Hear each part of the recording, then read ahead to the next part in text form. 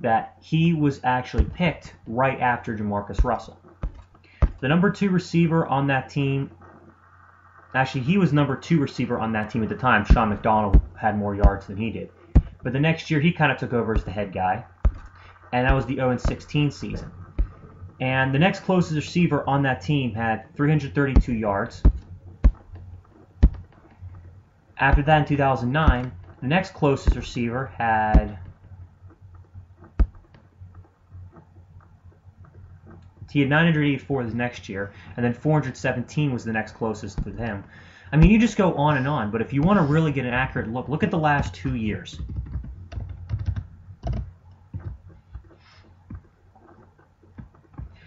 The second leading receiver next to Calvin Johnson in 2012 was a tight end, Brandon Pettigrew. The next closest receiver was Titus Young, the mental kid, 383 yards.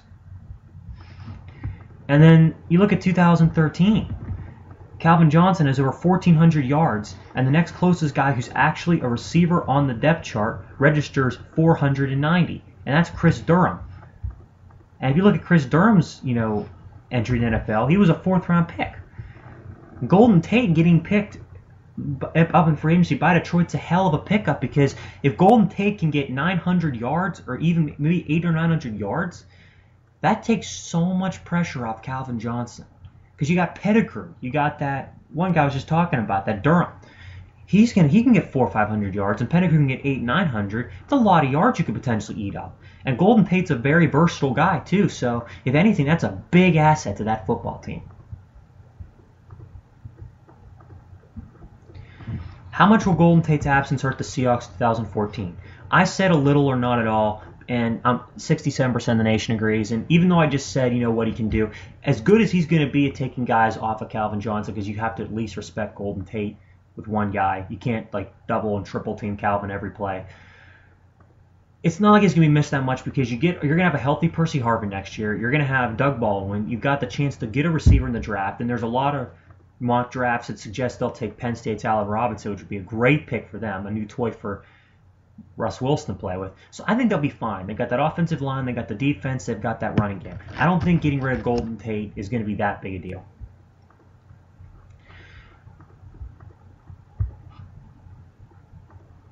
All right, one I think a baseball one here real quick. Which team will win the National League East? Braves, Marlins, Mets, Nationals, Phillies. I'm going to go with the Braves. Deeper team. The Nationals, other than Bryce Harper kind of twisting their lineup, I think the Braves are a little bit better of a team.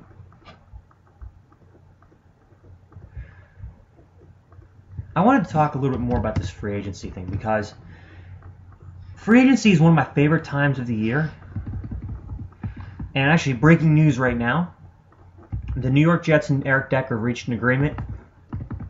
5 years, $36.25 million, as reported by Ian Rappaport. A couple guys that I'm really, still surprised.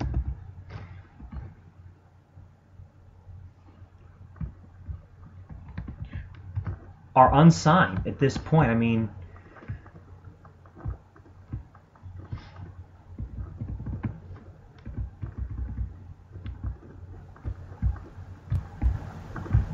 I'm kind of surprised to see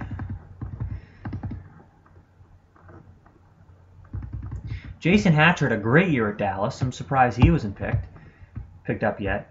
Hakeem Nicks, I'm kind of surprised as well. Who else? Jared Allen in a way too, because he's still an elite player. I think if I was a team and I needed a veteran defensive end, I would pick up Jared Allen for 2 years, $12 million. Because, yeah, he's got enough. You got to give him a respectable wage, but at the same time, you got to understand that, he can't do what he used to do anymore. Real quick, I'm actually going to chime in on the Eric Decker deal. I think that is about what he's worth if you really want to give him a number one receiver money. I don't think he's worth the kind of money that Wallace got last year. What Wallace got last year was just ridiculous. He's a one-trick pony. He didn't deserve nearly half the shit he got. Antonio Brown's better than him. I think Emmanuel Sanders is more complete than he is. Jeez. Some other news from today. Brandon Weeden cut by the Browns. Jason Campbell's cut by him too. Bucks signed quarterback Josh McCown.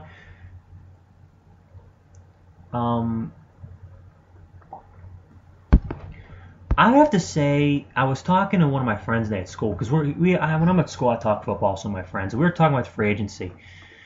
We both agreed that the team who's laid the biggest eggs so far this free agency period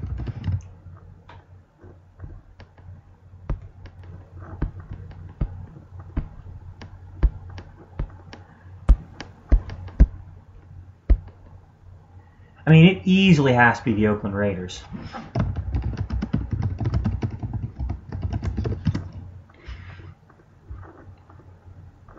And I read an article on Bleacher Report that kind of confirmed what I was talking about. Actually, it was not as much an article as a slideshow. I'm going to try to bring it up real quick. Hopefully I can find the link for it.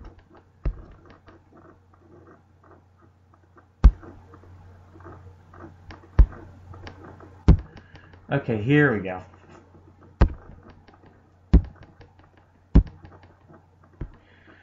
I have no idea how Raiders general manager Reggie McKenzie still has his job after day one in the free agency period. This is a guy who has a team that's not very good, that the year before was several games under 500, that does not have much on offense and does not have much on defense. To make it worse, they have $66 million in cap space heading into this year. They have $66 million to do whatever the fuck they want with. And they have not signed anybody. They've not put a franchise or transition tag on either left tackle Jared Belder or defensive end Lamar Houston. Both of them have already signed with other teams.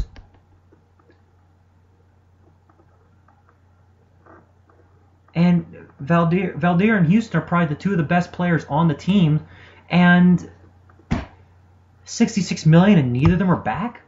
That tells you one or two things. That tells you, actually, one of three things. One, the general manager didn't sell it to those guys to come back. Number two, the Raiders must be really a shitty place to play football for the Oakland Raiders. Or number three, Reggie McKenzie literally is the dumbest human being on the face of the earth. Because, think about it. A guy with $66 million. To put that in perspective,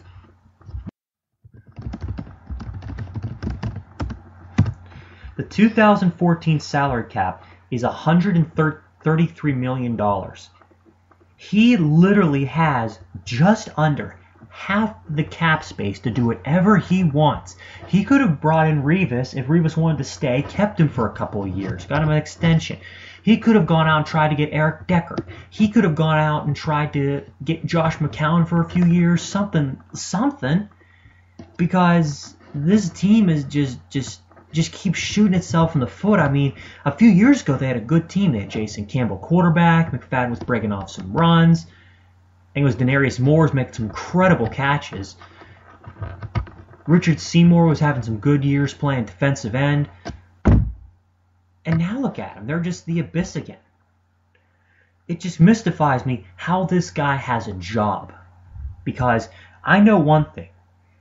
If I was the manager of a company, and on the first day of a technological company, on the first day to woo computer brands to sell us their products, so they'll pay us to use them, like HP, Dell, Apple, whatever. A computer brand wanted to sell us a product, and our three top competitors had like a tenth the money we had, and all those brands were gone, and we got stuck with like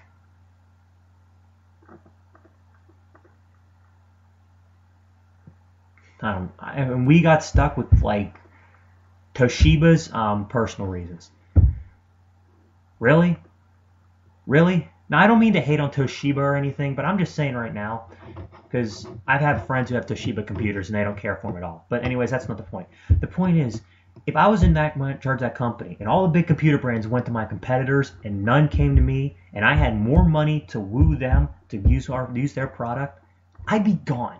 My boss would come in, the very next morning, see that I couldn't get anybody, and my ass would be out the door faster than Superman flying to the frickin' sun. Sorry about that. I had to use Superman because not a whole lot of people in this country know who Goku is, but that's a different point. But yeah, seriously, you got $66 million in fucking cap space and you don't sign a single guy with it. It just goes to show how inept the Raiders truly are. I mean, Cleveland. I've made fun of Cleveland like mercilessly on my shows for good reason. One, they're the rival of my favorite team, and two, because they've been going ass backwards since they came into the league in 2000, back in 1999, and they've been ass backwards ever since they last won a championship in 1964. All that I'm going to say is this. Cleveland's making the most of their opportunities. Oakland is letting opportunities slip away. They're going to get stuck with a bunch of shit free agents, and unless they're saving up for next year, they're saving up to sign a lot of draft players. Remember, the NFL rookies have a salary cap. You can't sign a rookie for so much money. You can't sign a quarterback for $50 million guaranteed if he's a first overall pick anymore. And that just goes to show you, I guess, the Raiders are just dumber organizations. And I should feel honored. They kicked the shit out of the Steelers last year. That was, 21-19? Wasn't even that close. 2018? I don't know. I'm not afraid to pull punches and make fun of people on this show. Unless it's borderline offensive, yeah.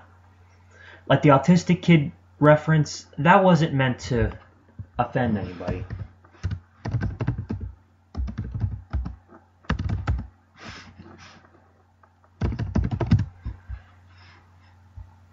Yeah, this autistic kid in 2010 picked the first 2 rounds of the NCAA bracket perfectly.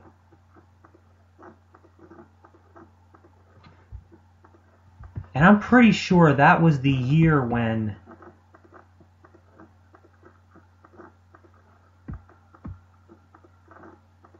let's put it this way. The odds of that happening were 13.46 million. That's all I need to know. Anyways, that's pretty much all I have to say for tonight.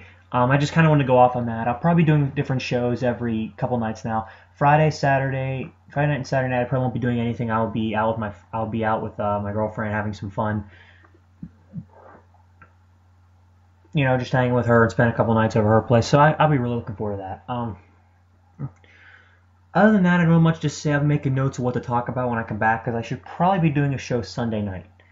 So I hope you guys enjoyed what I had to say tonight. I hope my show was a little bit of better quality than last night. I believe it was a lot better because I wasn't nearly half dead exhausted. But anyways, I hope you enjoyed it. And this is James Krasnerick here signing off. Peace out, guys.